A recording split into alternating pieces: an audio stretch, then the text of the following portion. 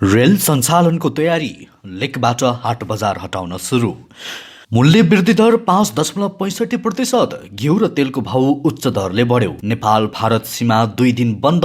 CK राउतको चेतावनी, किसानको माग सम्बोधन नभए स्थानीय निर्वाचनमा अवरोध गर्छौं। एमसीसीको सीओमा अलिस अलब्राइट चयन। उपत्यकामा 24 घण्टामा 1400 बढी सवारी चालकलाई कारबाही।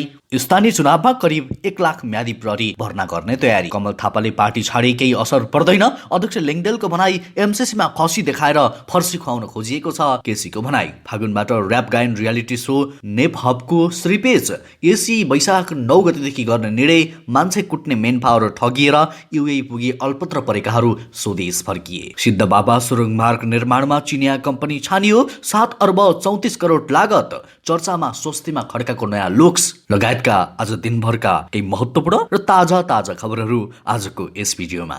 दर्शकवृन्द नमस्कार। युट्युब च्यानल इन्फो खबरको समाचार बुलेटिनमा तपाईलाई हार्दिक स्वागत छ। आज पनि केही महत्त्वपूर्ण दिनभरका चर्चामा रहेका समाचारको साथमा म सन्तोष कठायत उपस्थित भइसकेको छु। पुरा समाचार अत्यन्तै धेरै महत्त्वपूर्ण भएकाले अन्तिमसम्म हेरी समाचारलाई लाइक गर्न, कमेन्ट गर्न र त्यसैगरी साथीभाइमा शेयर गर्न नबिर्सिनुहोला। साथै हाम्रो समाचारलाई कुन ठाउँ, कुन जिल्ला र कुन देशबाट यति बेला प्रत्यक्ष रूपमा हेर्दै हुनुहुन्छ कमेन्टमा जानकारी गराउनुहोला।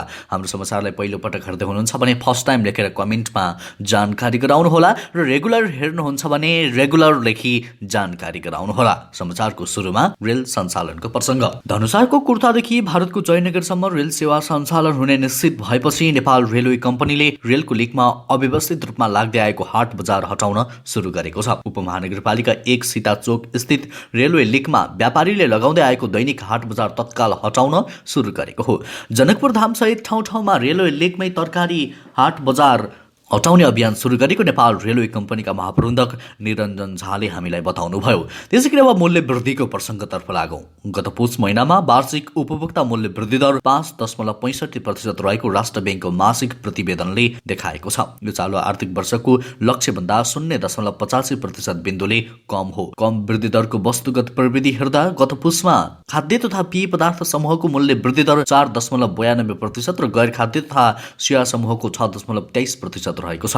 सोही अवधिमा घिउ तथा तेलको मूल्य वृद्धि दर सबैभन्दा बढी 21.22% रहेको छ। त्यसैगरी अब नाका बन्दको प्रसङ्ग। भारतको उत्तराखण्डमा 14 फेब्रुअरीमा हुने विधानसभा चुनावका लागि नेपाल भारत सिमानामा करिब 60 घण्टा बन्द हुने भएको छ। चुनावलाई लक्षित गरी 29 माघ बेलुका 5 बजेदेखि 3 फागुन बिहान 7 बजेसम्म सिमानाका बन्द हुने दार्चुलाका प्रमुख अधिकारी दीर्घराज उपाध्यायले बताएका छन्। 1 र 2 फागुनमा पूर्ण रूपमा सिमानाका बन्द हुने उनको भनाइ छ। दार्चुलामा नेपाल भारत जोड्ने लाली, जोलजिबी, दत्तु, खलङ्गा, तिग्रम र सीतापुल गरी 6 वटा सीमा पुल रहेका छन्। सीमा पुल बाहेक लेकम क्षेत्रमा महाकाली नदीमाथि ट्युब र ब्यास क्षेत्रमा तुइनको प्रयोग गरी नेपाल भारत आवतजात गर्ने गरिएको छ।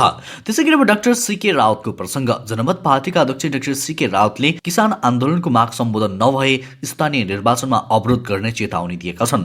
बुधबार वीरगञ्जमा आयोजित पत्रकार सम्मेलनमा अध्यक्ष राउतले किसान आन्दोलनको माग सम्बोधन नभई स्थानीय तह निर्वाचनको परिकल्पना गर्न नसकिने बताएका हुन्। पहिले किसान आन्दोलनको माग सम्बोधन होस् अनि मात्र स्थानीय तहको निर्वाचन परिकल्पना गरौं, अध्यक्ष राउतले भने। नभए अरू ठाउँमा त भन्न सकिन्न, तर तराई मधेस झापादेखि कैलाली कञ्चनपुरसम्म स्थानीय निर्वाचनमा हामी अवरोध गर्नेछौं। ट्राफिक नियम उल्लङ्घनको प्रसङ्ग। ट्राफिक प्रहरीले काठमाडौँ उपत्यकामा एकै दिन ट्राफिक नियम उल्लङ्घन गर्ने 1438 जना सवारी चालकहरूलाई कारबाही गरेको छ। काठमाडौँ उपत्यकाको विभिन्न स्थानमा उनीहरूलाई कारबाही गरिएको उपत्यका ट्राफिक प्रहरीले जनाएको छ।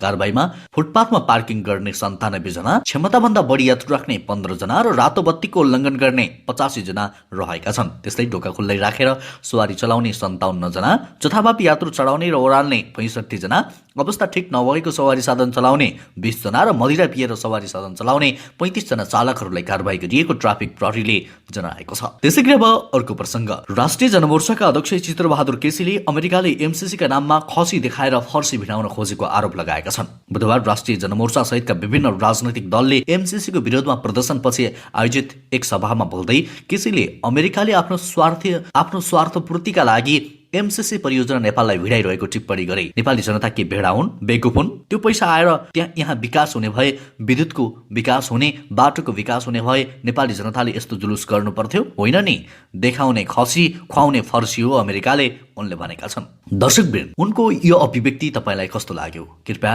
नेपालमा एमसीसी परियोजना लागू कदापि हुनु हुँदैन भन्ने सबैजनाले कमेन्टमा दबाव स्वरूप no MCC go back America भनेर लेख्न नबिर्सिनुहोला। त्यसै गरी अब अर्को समाचार। राष्ट्रिय प्रजातन्त्र पार्टी राप्रपाका अध्यक्ष लिङदेनले निवर्तमान अध्यक्ष कमल थापाले पार्टी छोडे पनि केही असर नपर्ने बताउनु भएको छ। आज बुधबारको कुराकानीमा अध्यक्ष लिङदेनले निवर्तमान अध्यक्ष थापाले पार्टी परित्याग गरे पनि पार्टीको आउँदो जीवनमा केही फरक नपर्ने बताउनु भएको हो। राप्रपा अझै दृढ, सङ्गठित र सशक्त रूपले अगाडि बढ्ने उहाँले बताउनुभयो। अध्यक्ष लिङदेनले भन्नुभयो, यस प्रकारको अनपेक्षित घटनाले राप्रपा हामी सबैलाई दुखित त बनायो नै, तर यो राप्रपाको जीवनमा सधैँ सम्झनामा राखिने विषय, छलफल र चासोको विषय भए पनि हाम्रो आउँदो जीवनमा अगाडि बढ्ने हाम्रो गतिमा यसले फरक पार्दैन। हामी अझ दृढ, अझ सङ्गठित र अझ सशक्त भएर अगाडि बढ्छौँ। त्यसै गरी अब अर्को समाचार। माध्यमिक शिक्षा परीक्षा एसी वैशाख 9 गतेदेखि नै गर्ने निर्णय भएको छ। बुधबार बसेको राष्ट्रिय परीक्षा बोर्डको बैठकले वैशाख 9 देखि 20 गतेसम्म परीक्षा सञ्चालनको निर्णय गरेको हो। बोर्डका अध्यक्ष महाश्रम शर्माले कोरोना महामारीका कारण पढाइमा प्रभावित भएकाले बोर्डको नियमित समयभन्दा 1 महिना ढिलो परीक्षा गर्न लागेको हो। स्थानीय तहको चुनावलाई ध्यान दिँदै वैशाख 9 गतेदेखि परीक्षा गर्न लागेको बोर्डले जनाएको छ। त्यसै गरी अब अर्को समाचार। आसन्न स्थानीय चुनावमा करिब 1 लाख म्यादी प्रहरी भर्ना गर्ने तयारी गरिएको छ। निर्वाचन सुरक्षा सेना प्रहरी र सशस्त्र प्रहरी बलका अलावा ठूलो संख्यामा म्यादी सुरक्षाकर्मी परिचालन गर्न लागि हो।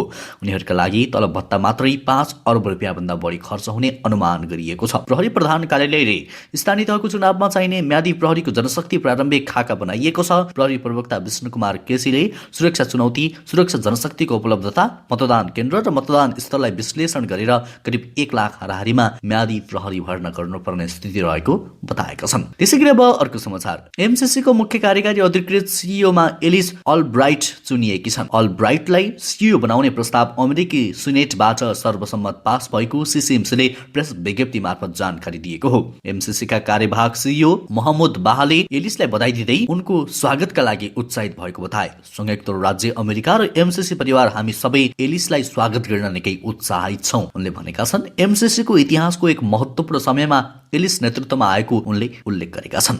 त्यसै गरी मान्छे कुट्ने मेन पावरको प्रसङ्ग। ट्रिपल स्टार मेन पावर कम्पनीबाट युएई पुगेर अलपत्र परेका नेपालीको उद्धार भएको छ। पछिल्लो समय वैदेशिक रोजगारीको क्षेत्र दलालहरूका कारण धुमिल बन्न थालेको छ। अप्ठ्यारोमा परेकाहरूको उद्धारको माग गर्दै ट्रिपल स्टार पुगेका पीडितका आफन्तमाथि मेन पावरका सञ्चालकहरूले गुण्डा लगाएर कुटपिट नै गराएको विषय यसअघि नै आइसकेको छ। ट्रिपल स्टार मेन पावर कम्पनीबाट युएई पुगेर अलपत्र परेका नेपाली युवाहरूको उद्धार भएको छ। सेक्युरिटी गार्डको कामका लागि पुगेका अल्पत्र परेका 8 जना भूतपूर्व नेपाल प्रहरी नेपाली सुरक्षाकर्मीहरू सोमबार स्वदेश फर्किएका हुन्। त्यसै गरी अब अर्को समाचारतर्फ लागौं। बहुचर्चित सिद्ध बाबा सुरुङमार्ग निर्माणका लागि चिनिया कम्पनी छनौट भएको छ। बुटोल नारायणगढ सडक विस्तारको काम गरिरहेको चिनिया company China state construction engineering कम्पनीले नै सिद्ध बाबा सुरुङमार्ग निर्माणको ठेक्का पाएको हो। सिद्धार्थ राजमार्गको पहिरोग्रस्त सिद्ध बाबामा सुरुङमार्ग निर्माणका लागि गत जेठ 9 गते ग्लोबल टेन्डर आह्वान भएको थियो। सडक विभागका अनुसार सिद्ध बाबाको सुरुङमार्ग निर्माणका लागि भएको ठेक्कामा चाइना स्टेट कन्स्ट्रक्सनले 7 अर्ब 34 करोड 21 लाख रुपियाँ कबुल गरेको छ। त्यसै गरी स्वस्तिमा खड्काको प्रसङ्ग। अभिनेत्री स्वस्तिमा खड्काको मुख्य भूमिका रहेको फिल्म चिसो मान्छेको पोस्टर सार्वजनिक भएको छ। मंगलबार स्वस्तिमाले आफ्नो सामाजिक सञ्जालमा उक्त पोस्टर राखे लगत्तै त्यसको खुबै चर्चा भइरहेको छ। पोस्टरमा स्वस्तिमाको लुक्सलाई धेरैले तारिफ गरेका छन्। स्वस्तिमा सुदूरपश्चिम पहाडी जिल्लाकी महिलाको होलियामा छिन्। नाकमा बुलाकी, चौबन्दी र गुन्यू लगाएकी उनी झोला बोकेर उभिएकी छन्। उनको यही होलियाको अहिले सामाजिक सञ्जालमा चर्चा भएको हो। हवस् दर्शकवृन्द, यो समाचार सँगसँगै आजलाई केही चर्चामा रहेका महत्त्वपूर्ण समाचारको सिलसिला यति नै। हरेक दिन बिहानै ताजा र सत्य समाचार हेर्नको लागि हाम्रो युट्युब च्यानल इन्फो खबरलाई सब्स्क्राइब गर्नुहोला। हवस् त, अहिले भने म लगायत हाम्रो सम्पूर्ण टिमलाई बिदा दिनुहोस्। तपाईको बाँकी पल शुभ अनि उत्कृष्ट बनोस्।